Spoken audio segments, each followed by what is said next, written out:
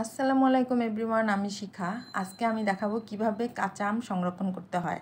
তো যখন কাঁচা আম থাকবে না, যখন আমাদের খেতে ইচ্ছা করবে, তখন আমরা কাঁচা আম কোথায় পাবো? তো সেই জন্য আজকে আমি কাঁচা আম সংরক্ষণ করা দেখাবো, যখন আমাদের খেতে মন চাবে যেন আমরা খেতে পারি। তো এখানে 1 লিটার পানি নিয়ে নিতে হবে, আর 1 লিটার পানির সাথে 10 চা চামচ লবণ দিতে হবে। দিয়ে ভালোভাবে পানিটা ফুটায় নিতে হবে কালারটা চেঞ্জ হয়ে যাওয়া পর্যন্ত। যখন লবণটা দিব তখন কালারটা কিন্তু অলরেডি চেঞ্জ হয়ে যায়। তারপর ভালোভাবে যখন পানিটাকে ফুটাবো, কয়েকটা বলক আসার পর পানির রং আবার আগের মতো হয়ে যাবে, তখনই এটা চুলাটা বন্ধ করে দিয়ে একপাশে রেখে দিতে হবে। তো এই লবণ পানিটা ঠান্ডা হওয়ার পর আমি কি করবো, এই ফাঁকে একটা বয়মে আমগুলো সুন্দর করে সাজিয়ে নিব। তারপরে এই আমগুলা ভালো রাখার বা সংরক্ষণ করার মেন ওয়ে হচ্ছে এই লবণ গরম পানি।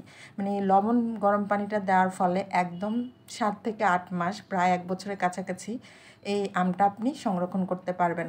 এই আমটা ভালো থাকবে, এটা কোনো ফ্রিজেও রাখা লাগবে না, কোথাও রাখা লাগবে না, নর্মালি আপনি যে কোনো জায়গায় রেখে দিতে পারবেন আর কি। তো এই হচ্ছে ফাইনালি কাঁচা আম সংরক্ষণ করার পদ্ধতি।